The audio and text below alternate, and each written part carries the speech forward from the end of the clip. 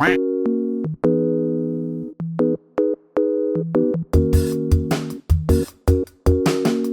everyone, welcome back to the Half Soybean channel. My name is Sharon and today is the second episode of Half Soybean. This is a series where I am decorating and making over my apartment space, and in the last episode I reupholstered a secondhand couch, and today I'm tackling my living room space. If there's anything I've learned in the last couple of weeks, it's that decorating is kind of hard, and also it's not a fast process, but I've been enjoying the slowness of it. Anyhow, I'm not 100% at where I want my living room space to be, but I thought that I had made enough progress to still share what I've been up to in the last couple of weeks. Also, if you didn't know, Sydney's kind of struggling with the Delta variant of COVID right now, so a lot of us are in a really strict lockdown. So there is footage of me going to the shops, but that was definitely like filmed weeks ago, so do not worry.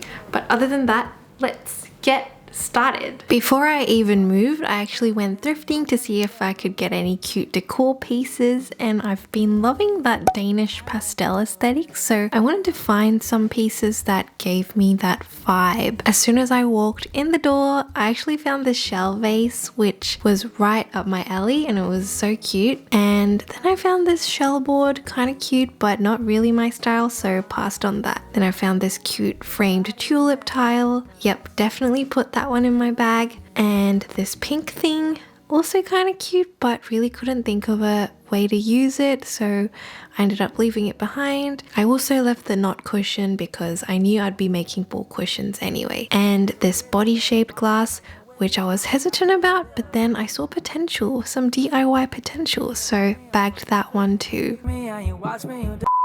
This wall definitely needed something, so I decided to do a painting since a hook was already there. I had this sample pot of paint for something else, but decided to give my white canvas a green wash, so I didn't have white bits peeping out of my final painting. I'm so sorry, my setup's a bit crap here and it's not even focused half the time, so let's just speed through this. But it had been like a day since I had moved in, so I was a bit frazzled, but yeah, I got this done in a night and I love the outcome.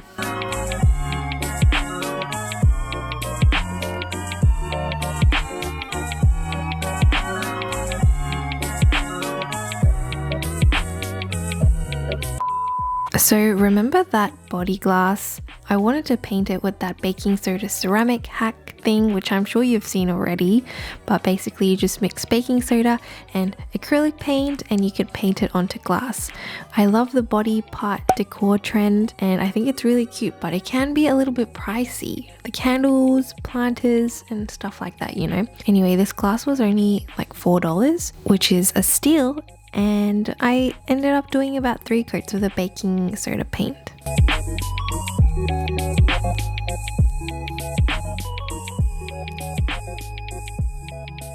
I also painted this tulip tile frame orange, and this is what it looks like now, but I haven't really found a proper place for it, so I'm just showing you an update. Also, I think I'm a bit late to this, but I also wanted to try out that bendy candle thing, so I got 2 candles. And I kind of went into this without watching any proper tutorials for it, and I definitely regret that. But what I learned from doing it is that you have to let it sit in comfortably warm water, not hot water, for a few minutes and then bend it while they're inside the water. I tried bending them a little bit too quickly and I broke the end of one of the candles. Today I want to tackle this living room wall behind me.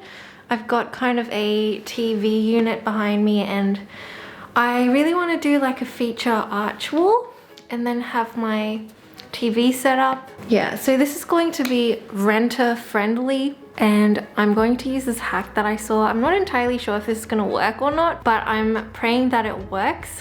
So I saw this hack online quite a lot as a renter-friendly wallpaper solution where you don't even have to put the adhesive part onto the wall. And so I was willing to give it a go, because even though, you know, removable wallpapers, they claim to be removable, I feel like a lot of the time they will ruin the walls as they come off. So essentially you put painter's tape on the wall and then apply double-sided tape, and then you stick your wallpaper on top of that. I've sampled a bit of painter's tape to make sure that it doesn't ruin the paint when I stick it on. I'm measuring the cabinet so I can see how wide my arch needs to be.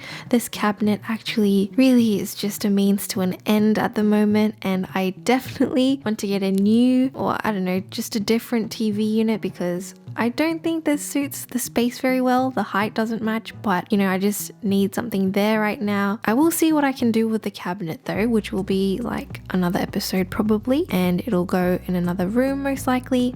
And in the meantime, you know, it's just got my TV sitting on it. Anyway, so I started to outline the side lines of the arch with my painter's tape. Okay, I've got this piece of string and I worked out the midpoint of the two lines, which was 32 inches. I did very light pencil marks to outline the curve and put small bits of tape around that.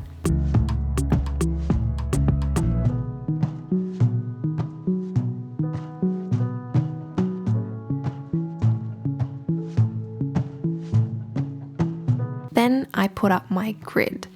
So rather than using actual wallpaper, I couldn't find any existing I liked, so I thought I could paint on top of craft paper. And before you say, Sharon, that sounds really dumb, I thought it would work because the paper I got was on the thicker side and it has this glossy sealant on the back, so I thought, you know, it would be alright. But I definitely didn't think wrapping paper or anything thinner would really work, because I don't know, I think it'll just look a bit flimsy.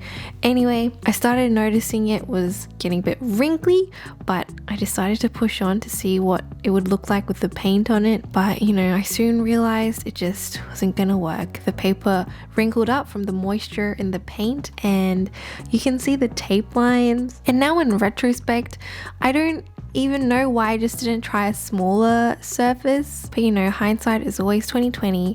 But I did let all that paint dry and I ended up taking it all off, and I've rolled it up so I can use it later for pattern drafting or anything else I need to do with, you know, paper. I was still set on that arch idea and the orange, so I looked at Bunnings and found they had a paintable white wallpaper. So I went to go get that because surely that's not going to wrinkle because it is paintable and I can make it the color that I want. And I also picked up a few other things along the way. Went out and got some removable wallpaper, but I'm still going to be using the double-sided tape hack. But this one says you can actually paint on it, which means I probably won't have that wrinkly problem. So yeah, here we go, attempt number 2. So this was working much better and it looked fine after about 2 to 3 coats of paint. I finished the orange arch, but I've decided that it's too much empty space, and of course I could hang like plants off the ceiling and everything. Basically, I knew I had to change something about this wall, but I was just a bit sick of this part of my living room, so it was time for me to move on to another project in the house, and this time we're going to be working on my plant shelf. While I was at Bunnings before, I had picked up this storage unit and it's only like $10 or something, maybe 11, 12, I don't know. And I picked up some pink spray paint while I was there. I spray painted it all before I put it together, and it was looking great until I ran out of paint after doing 2 shelves. But I did do 2 coats each, so maybe that's why.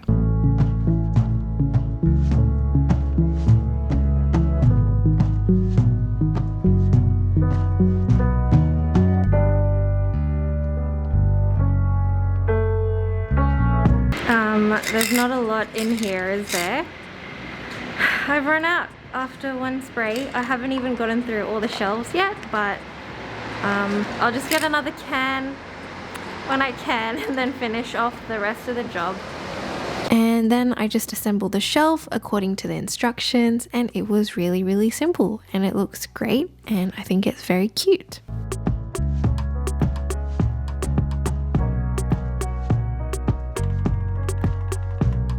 We're back to the wall after, I don't know, after quite a bit of time. And look, I don't know why I decided to go with these cow prints, but the arch was starting to drive me crazy. So I don't know, I don't know. It's just something I was like, hey, let's just do this.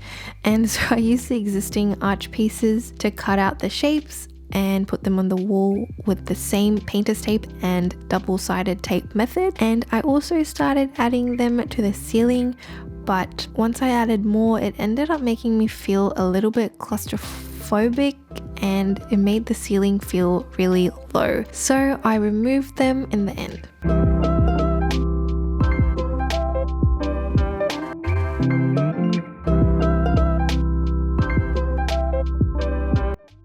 I'm being really indecisive with this living room area. Now we're doing a cow print instead of the arch. Just was not in love with that arch. It was not executed to what I thought it would be in my mind, but I have some cow print shapes that I cut out that's left over from doing this wall. I've also removed it from the ceiling, so another change of mind there. And I think it'll be just kind of fun to have pops of color, even though that wall is mainly covered by my plants and shelf, just have a little bit of interest behind the wall and also make it like a little bit more cohesive as the living room area. 3 hours later.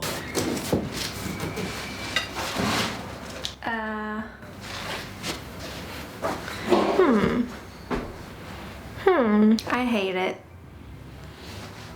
We're not gonna do that there. Something does need to go in this bottom section, but I might order another canvas or something, I don't know, but it's gonna be a problem for next time because I don't know, I just can't go out and get stuff freely right now.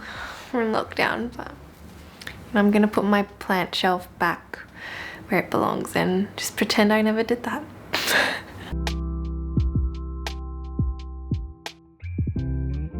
So I obviously had it like up against the corner before, like, so it's covering the corner.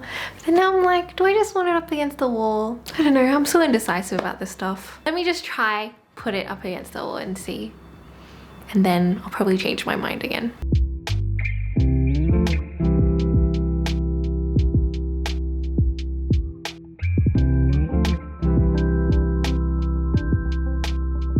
So yeah, we're just back to the 45-degree position, which I think is the best way for me to see all my plants anyway.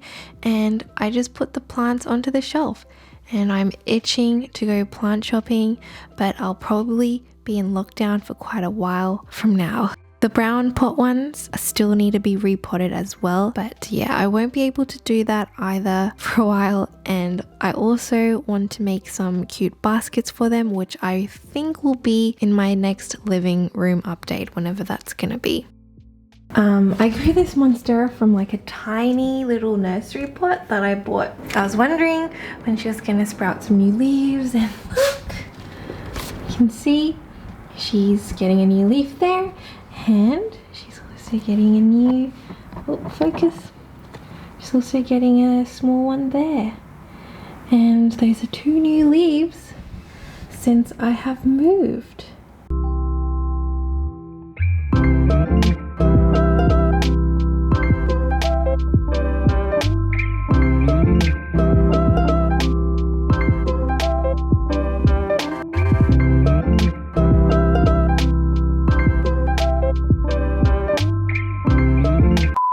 Okay, so this rug has a little bit of a backstory, and I've had this for about 2 years. I got it from IKEA, and then one day my mum decided to put it in the washing machine, which kind of left the rug a bit funny And so anyway, it dried really weirdly, so now it's super wrinkly. Even though I've had it laid out for weeks, the wrinkles aren't coming out. And another issue with it is that during the wash, the purple and green bled into the lighter areas, so I'll be fixing that eventually.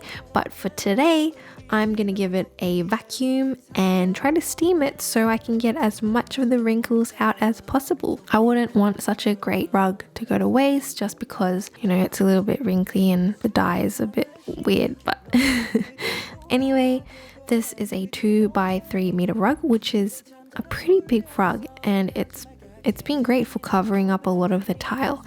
I'm also not a fan of long haired rugs because I feel like they're a bit too hard to maintain for me personally. So I like these flat woven kinds of rugs the best, and they're easier to clean, I think. The steam definitely helped a bit, but it wasn't perfect, and I have steamed it again since I filmed this, and it's actually looking quite good, so I guess the steam does work.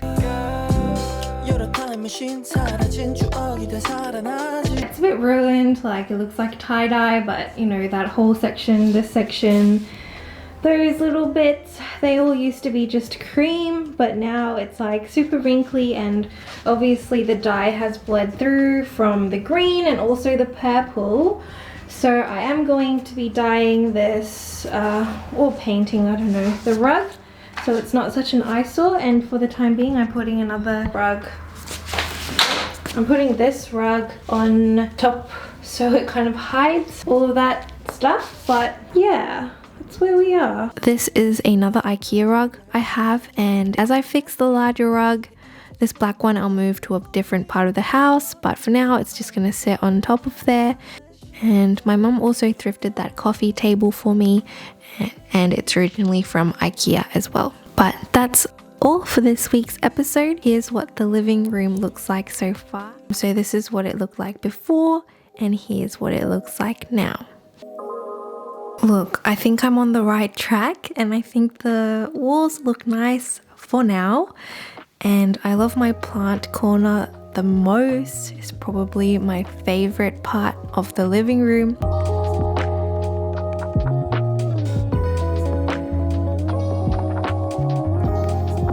Also, I made over my couch in the first episode of SOYBEAN, so I'll link that in my description if you want to watch it. The body vase turned out really cute, and it was such a fun upcycle.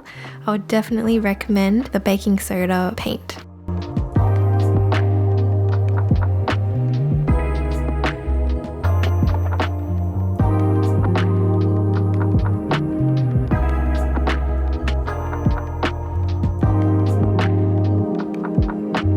The shell vase I'm also very happy about. Such a cute pickup from the op shop. I really love it. The bendy candles were also really fun to do as well. I would definitely recommend it. But let me know what you think in the comments.